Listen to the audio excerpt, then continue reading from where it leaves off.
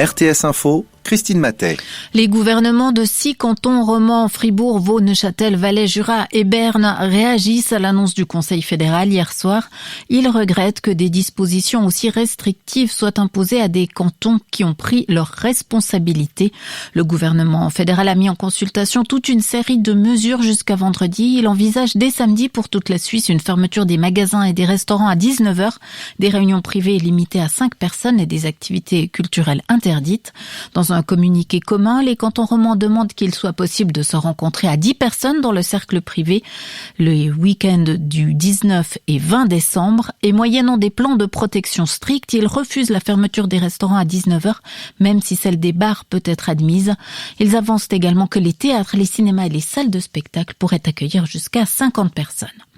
Le canton et la ville de Genève ont défini leur participation au programme d'aide Covid Culture qui vise à soutenir les institutions culturelles affectées par la crise sanitaire. Une convention a été signée aujourd'hui à laquelle s'est associée l'Association des communes genevoises. Le canton de Genève s'engage également à soutenir certains domaines qui n'étaient pas couverts par l'ordonnance fédérale, mais qui contribuent à la vie culturelle. Entrent dans cette catégorie les labels musicaux, des magasins de disques, des galeries d'art, des libraires ou encore des maisons d'édition. Les 2 réacteurs nucléaires de la centrale de Besnau sont débranchés depuis mercredi. Ils le resteront pour 3 à 4 semaines afin d'effectuer des travaux de réparation.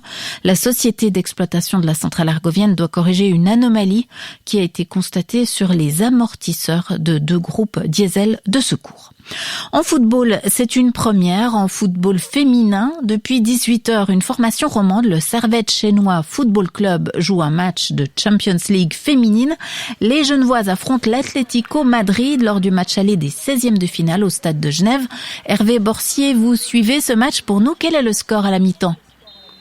Eh bien, après 45 minutes, les joueurs du Servette Chenois, après une excellente première mi-temps et contre toute attente, mènent 2-1 face aux professionnels et expérimentés espagnols en exploitant au mieux leurs possibilités. Ouverture à la marque par Paula Serrano à la 18e minute. C'était donc 1-0, mais 2 minutes plus tard, l'Atlético Madrid égalisait sur un autogol d'Amandine Soulard. Fort heureusement pour les Genevoises, eh bien, Alicia Lagonia sur penalty allait marqué le 2-1, la deuxième mi-temps vient de reprendre, c'est toujours le même score. Et puis on joue en Super League de football masculine. Bâle mène 3-1 face à Sion, Servette 1-0 à Vaduz et Saint-Gall 2-1 à Zurich. Merci Hervé Borsier, on vous retrouve dans notre bulletin de 20h. Bonne nouvelle, les fauves sont guéris. 4 lions du zoo de Barcelone en Espagne qui avaient contracté le Covid-19 en novembre sont désormais rétablis. Leurs soigneurs avaient repéré le mois dernier des symptômes respiratoires légers chez ces 4 félins. Soignés selon un protocole clinique similaire à celui de la grippe, les animaux ont répondu positivement et se sont remis sur pattes, précise ce soir le zoo. La météo, le temps devrait rester sec la nuit prochaine. Demain, jeudi, le stratus recouvrira le plateau. Il sera présent aussi autour du Léman, voire dans le Chablais ou en Valais centrale avec une limite supérieure plutôt haute vers 1000 mètres. Pas très chaud sous le brouillard. Les thermomètres indiqueront demain entre 0 et 2 degrés.